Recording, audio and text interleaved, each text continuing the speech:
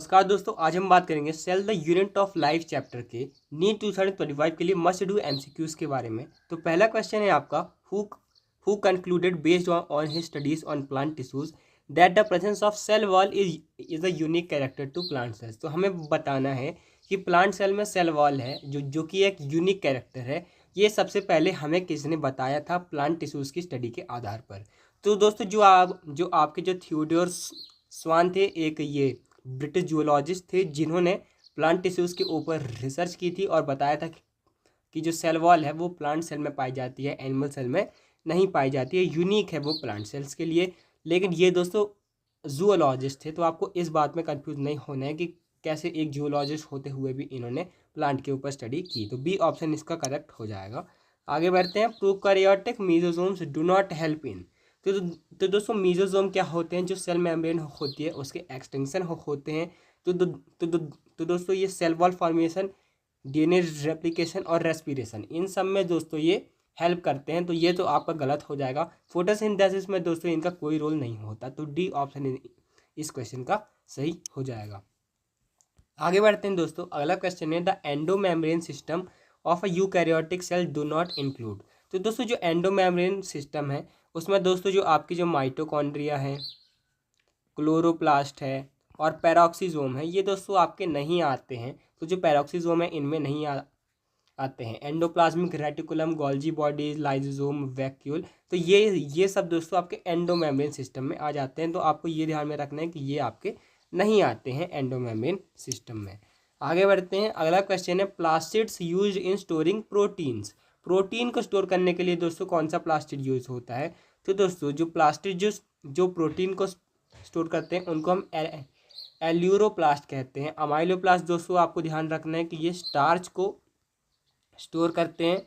इसके बाद दोस्तों इलायोप्लास्ट, ये आपके फैट्स और ऑयल्स को स्टोर करते हैं। क्रोमोप्लास्ट दोस्तों ये आपके पिगमेंट्स को स्टोर करते हैं। तो आपको ध्यान रखना है एल्यूरोप्लास्ट, एल्यूरोन लेयर जो आपकी कॉटिलेडन, जो कि मोनोकॉटिलेडन में होती है, तो आप उनसे समझ सकते हैं। जो एल्यूरोन लेयर है वो भी प्रोटीन की होती है और एल्यूरोप्लास्ट जो है वो आपके प्रोटीन को स्टोर करते हैं। तो आपको ये बी ऑप्शन करेक्ट हो जाएगा। आगे बढ़ते हैं। अगला क्वेश्चन है दोस्तों, a centriole like structure from which the cilium and the flagellum emerge.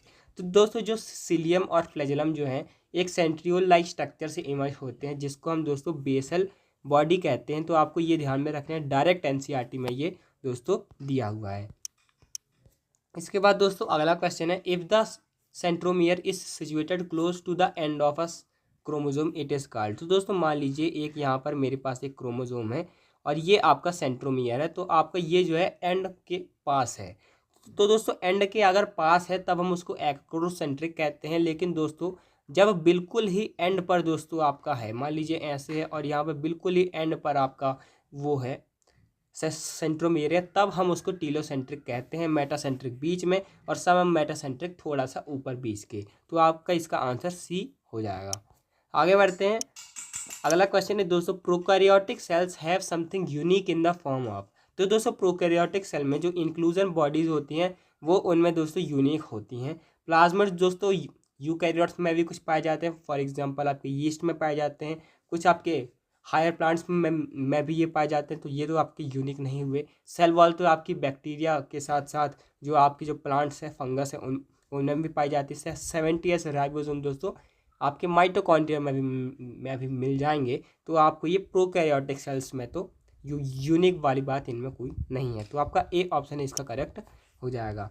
आगे बढ़ते हैं। The lipid component of the plasma membrane mainly consist of. तो दोस्तों जो आपकी जो सेल मेम्ब्रेन है वो आपकी ग्लाइकोप्रोटीन्स और प्लाज्मा मेम्ब्रेन में लिपिड्स की बनी होती है। तो ये फॉस्फोग्लिसराइड्स दोस्तों ये आपके होते हैं। और आपको ये दोस्तों ध्यान में रखना है कि इसका एक आपको एग्जाम्पल ध्यान में रखना है फॉस्फोलिपिड का। तो ये है दोस्तों आपका लेसिथिन। ये बहुत बार पूछा भी जा चुका है।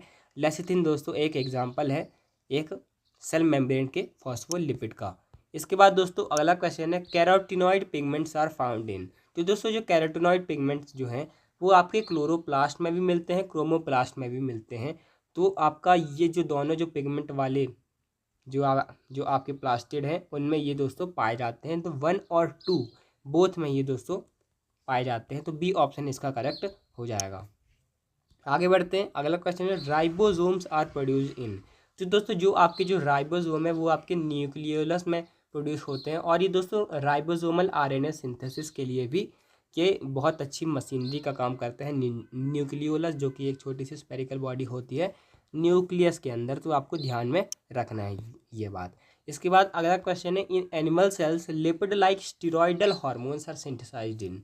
तो दोस्तों लिपिड लाइक स्टीरॉयडल हार्मोन जो है वो आपके स्मूथ एंडोप्लाज्मिक रेटिकुलम जिसको हम SER भी कहते हैं उसमें ये दोस्तों सिंथेसाइज होते हैं। रफ एंडोप्लाज्मिक रेटिकुलम में दोस्तों आपके राइबोसोम मिलते हैं जो कि प्रोटीन बनाते हैं। तो आपको ध्यान में रखना है RER आपका बनाता है प्रोटीन, लेकिन जो आपका जो SER है वो आपका बनाता है लिपिड लाइक स्टीरॉयडल हार्मोन्स। इसके बाद दोस्तों अगला क्वेश्चन है the arrangement of outer and central microtubules in a cilium are is called. तो दोस्तों सीलियम जो दोस्तों आपका होता है उसमें दोस्तों अगर हम बात करें तो अंदर आपकी 2 माइक्रोट्यूब्यूल होती हैं, लेकिन बाहर दोस्तों आपकी 9 यहाँ पर आपकी माइक्रोट्यूब्यूल्स पाई जाती है। 9 आपकी आउटर होती हैं। तो आपको देखना है 9+2 पैटर्न इनमें पाया जाता है, 9 आउटर 2 इनर।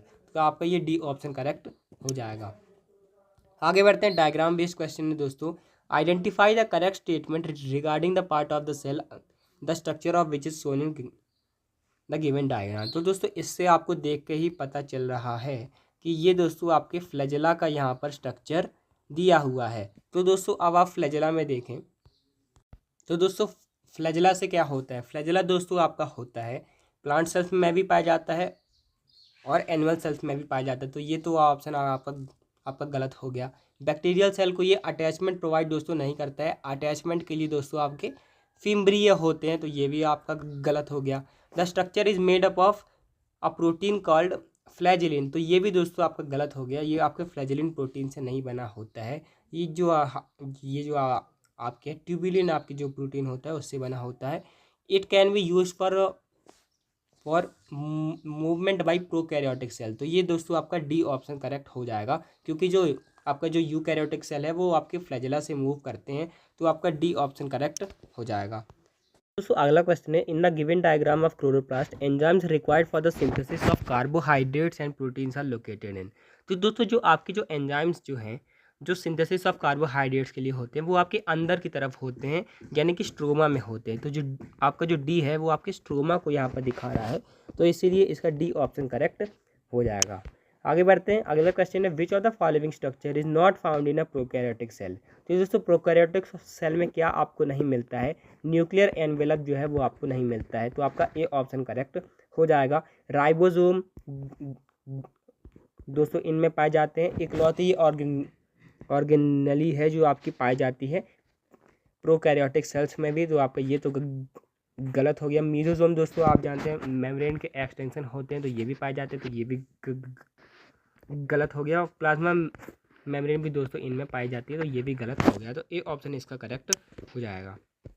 आगे बढ़ते हैं, which among the following are smallest living cells known without a definite cell wall pathogenic to plants as well as animals and can survive without oxygen. तो दोस्तों ये आपके माइकोप्लाज्मा जो है इनके बारे में बात की गई है। सबसे छोटे लिविंग सेल्स हैं ये दोस्तों, इनमें इनके पास कोई सेल वॉल भी नहीं होती है और ये पैथोजेनिक होते हैं कुछ प्लांट्स में और एनिमल्स में, और बिना ऑक्सीजन के भी ये सर्वाइव कर सकते हैं। तो सी ऑप्शन इसका करेक्ट हो जाएगा। आगे बढ़ते हैं, आपको मिसमैच देखना है। तो गैस वैक्यूल दोस्तों आप जानते हैं ग्रीन बैक्टीरिया सेल्स में पाए जाते हैं, तो ये तो गलत हो गया। Large central vacuoles animal cells, तो ये दोस्तों आपका सही हो जाएगा, क्योंकि एनिमल सेल्स में दोस्तों आपको लार्ज सेंट्रल वैक्यूल नहीं देखने को मिलता है, ये आपको दोस्तों प्लांट में देखने को मिलता है। तो ये एक मिस मैच है, तो आपका ये जो है बी ऑप्शन करेक्ट हो जाएगा। प्रोटिस्ट जो है आपके यूकैरियोट्स है, तो ये तो आपकी सही बात है। सिंगल सेल यूकैरियोट्स आपके जो होते हैं वो आपके प्रोटिस्टेंट्स होते हैं। मिथानोजन दोस्तों आप जानते हैं बैक्टीरिया होते हैं, गट्स ऑफ रूमिनेंट्स में ये पाए जाते हैं। तो आपका ये डी ऑप्शन भी आपका सही मैच है। हमें बताना था मिस मैच, तो आपका बी ऑप्शन करेक्ट हो जाएगा। आगे बढ़ते हैं, a cell organelle containing hydrolytic enzymes. तो दोस्तों ये नीट 2017 का क्वेश्चन है। तो तो दोस्तों सुसाइडल बैग्स भी हम जिन्हें कहते हैं, लाइजोसोम जो होते हैं उनमें आपके एसिडिक पीएच के अंदर एक्टिव रहने वाले हाइड्रोलेटिक एंजाइम्स पाए जाते हैं। तो ए ऑप्शन इसका करेक्ट हो जाएगा। आगे बढ़ते हैं। अगला क्वेश्चन है microtubules are the constituents of. तो दोस्तों माइक्रोट्यूब्यूल्स आपको कहाँ कहाँ मिलते हैं? आपको ये मिलते हैं स्पिंडल फाइबर्स में, सेंट्रियोल्स में और सिलिया में। तो आपका ए ऑप्शन करेक्ट हो जाएगा। आगे बढ़ते हैं। A complex of ribosomes attach to a single stand of RNA. तो दोस्तों ये 2015 का क्वेश्चन है। तो दोस्तों एक आरएनए है मान लीजिए, तो उस पर अगर बहुत सारे राइबोसोम आपके लगे हुए हैं तो उसको हम कहते हैं पॉलीजोम, पॉलीराइबोसोम भी कहते हैं और पॉलीजोम भी हम कहते हैं। तो डी ऑप्शन इसका करेक्ट हो जाएगा। तो दोस्तों अगर आपको वीडियो अच्छा लगा तो चैनल को जरूर सब्सक्राइब करिएगा और डेली एमसीक्यूज़ के लिए आप हमारी कम्युनिटी पोस्ट को चेक करना मत भूलिएगा। Thanks for watching, keep learning.